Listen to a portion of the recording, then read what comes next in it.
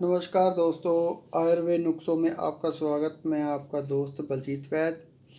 दोस्तों, आज एक और नए नुस्खे के साथ मर्दाना ताकत के लिए, शारीरिक ताकत के लिए, बेहद जोश और भरपूर के लिए, और जिनकी नामर्दी जीरो पर आ चुकी है उनके लिए केवल 3 खुराकें या ज़्यादा से ज़्यादा 5 खुराकें ये शरीर में इतनी ताकत भर देगी कि नामर्दी जिनकी है वो भी 5 खुराकों में पूरी भरपूर जोशीला ताकत आ जाएगी।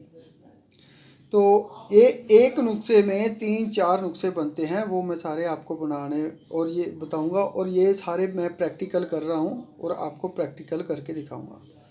तो सामग्री क्या है, मैं नुस्खे की तरफ चलते हैं। इसमें सिंगरफ, रूमी सिंगरफ लेने हैं, कश्मीरी केसर लेने हैं, देसी मुर्गी के अंडे, जो मुर्गी घर पे रखी होती है, पाली होती है जिन्होंने, वो लेनी है, फार्मी मुर्गी ना हो। काले तिल लेने हैं और सफ़ेद प्याज है। दोस्तों, प्याज आम घरों में हमने देखा है, लेकिन ये सफ़ेद प्याज है, तो सफ़ेद प्याज का रस लेना है मुकद्दर। तरीके की तरफ चलते हैं, अभी किस प्रकार बनाया जाता है। हमने दोस्तों सबसे पहले मुर्गी के देसी अंडे लेने हैं। ये मुर्गी के देसी अंडे लेने हैं 10 अंडे लेने हैं। तो क्या करना है, अंडे को इस प्रकार से पकड़ना है और ऊपर से हल्का सा तोड़ देना है। तोड़ने के बाद उसके अंदर हमने 10 ग्राम की सिंगरफ की डली लेनी है और वो बीच में डाल देनी है। सिंगरफ की डली बीच में डालने के बाद कोई दूसरा खाली छिलका लेना है अंडे का और ऊपर रख के उसको बंद कर देना है। फिर हमने एक माश दाल होती है, जिनको उड़द या मावा की दाल बोलते हैं, काले दाल बोलते हैं, तो उनका आटा पिसवाना है, वो आटा लेना है और इस अंडे को चारों तरफ से हमने लेप कर देना है।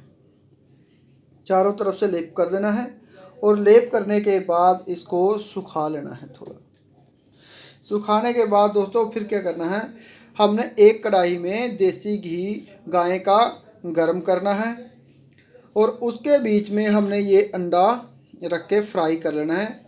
और इसको फ्राई तब तक उस तेल में घी में फ्राई करना है जब तक कि ये अंडा बीच में से पक ना जाए।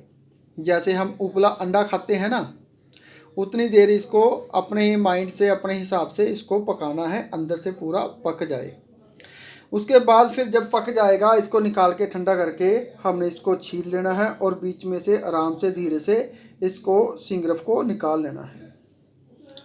इस अंडे में से सिंगरफ को निकालने के बाद दोस्तों, जो इसके अंडे के बीच में से सिंगरफ निकाली हमने, तो फिर दोबारा हमने वही सिंगरफ साइड में रख देनी है और जो इसके बीच में से अंडे के जर्दी निकलेगी, वो जर्दी एक साइड में रख लेनी है संभाल करके। और वो जो सिंगरफ है उसको हमने, जो सिंगरफ निकलेगी, दोबारा और अंडा लेना है और दूसरे अंडे के बीच में भी हमने इसी प्रकार खोल करके उसको बीच में वही सिंगरफ जो एक बार कर ली है, दोबारा सिंगरफ फिर इसमें डालनी है और उसको बंद करके फिर से फ्राई करना है।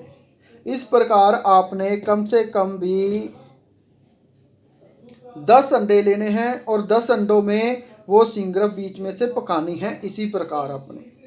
और 10 अंडों की जो बीच की जर्दी निकलेगी, वो जर्दी आपने अलग रख के उनकी भी छोटी छोटी सुखा करके गोलियां बना लेनी है।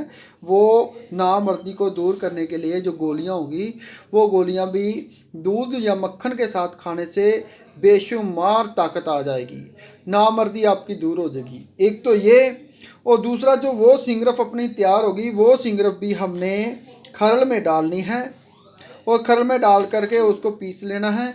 और पीसने के बाद उसकी केवल चावल जितनी खुराक है और मक्खन के साथ खानी है।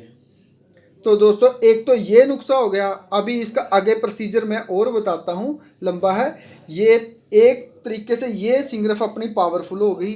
और दूसरा, अब इसके बाद आ जाते हैं जो हमने सिंगरफ अंडों में से गुजार के निकाली है, उसी सिंगरफ को हमने दोबारा काले तिल लेने हैं।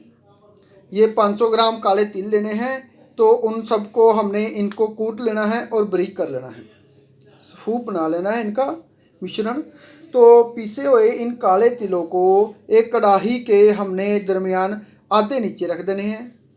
उसके बाद ऊपर हमने फिर सिंगरफ रख देनी है, और जो बचे हुए तिल होंगे 250 ग्राम दोबारा ऊपर रख के बंद उसको हल्के से सेट कर देना है।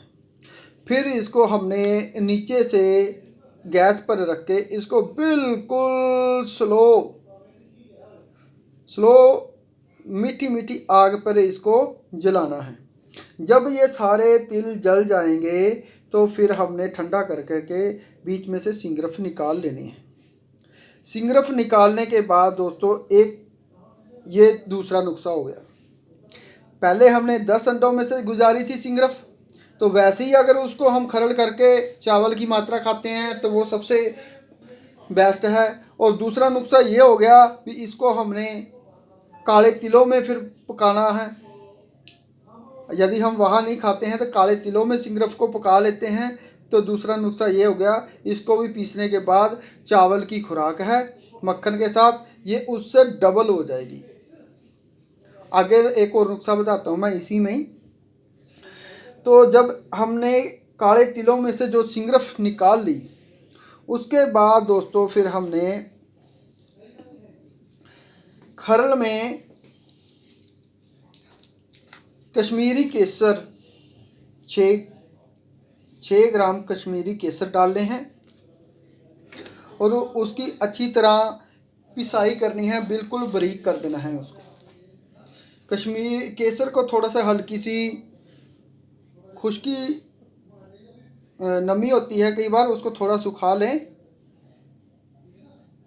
और 6 ग्राम इसमें हमने डालनी है काली माई। 6 ग्राम केसर, 6 ग्राम काली माई डालनी है और उनको अच्छे से खरल करना है। जब वो बारीक खरल हो जाए उसके बाद जो हमने सिंगरफ तैयार करी है, पहले अंडे में फिर काले तिल में, तो वो डली सिंगरफ की बीच में डाल देनी है।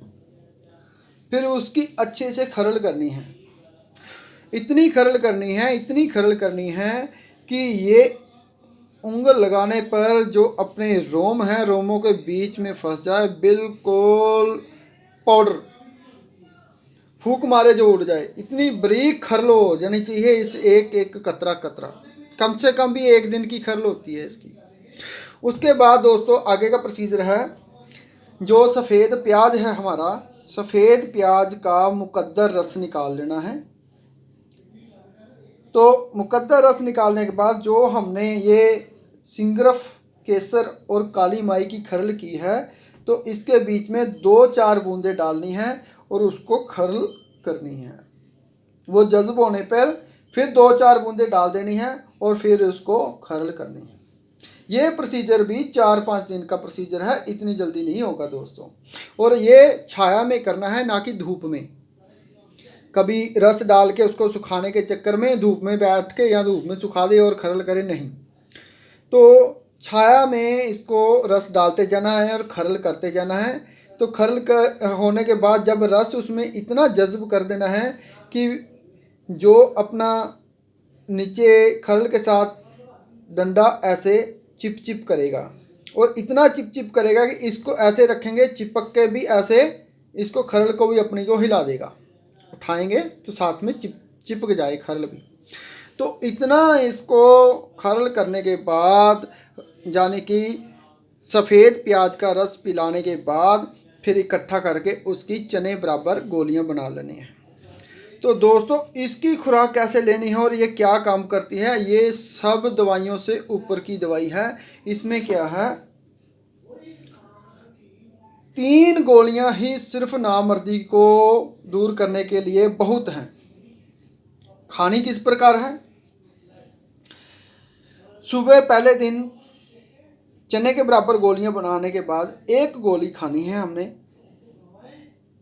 और वो एक गोली खाने के बाद हमने, इसका नियम ये है इस प्रोसीजर में कि हमें खुराक अच्छी चाहिए, अच्छी खुराक खानी है और 3-4 दिन अपनी काम से छुट्टी ले लें।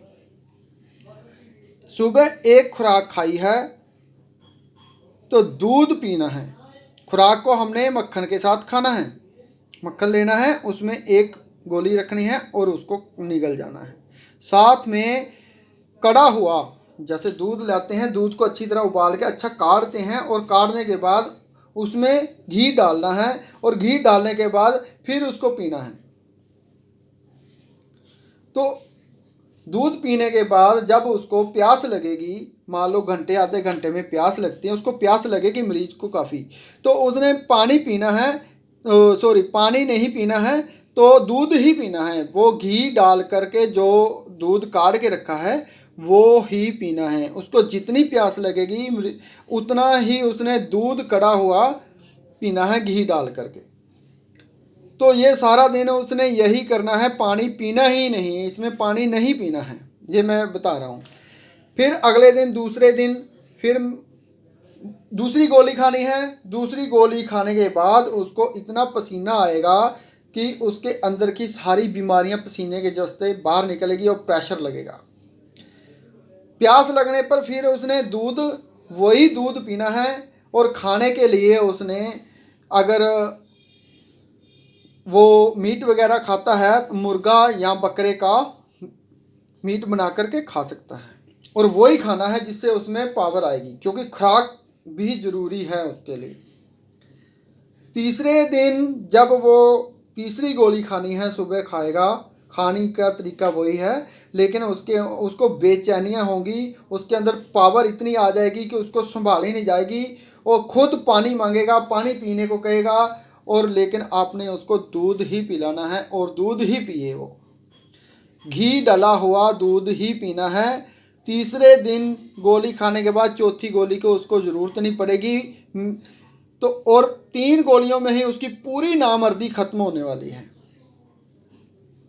तो ये दोस्तों नुस्खा मैं प्रैक्टिकल बना रहा हूँ, तो मैंने सारा सामान भी इकट्ठा कर लिया है, तैयारी में हूँ। तो जैसे ही ये मैं आपको नुस्खा प्रैक्टिकल करता जाऊँगा तो आपको दिखाता जाऊँगा।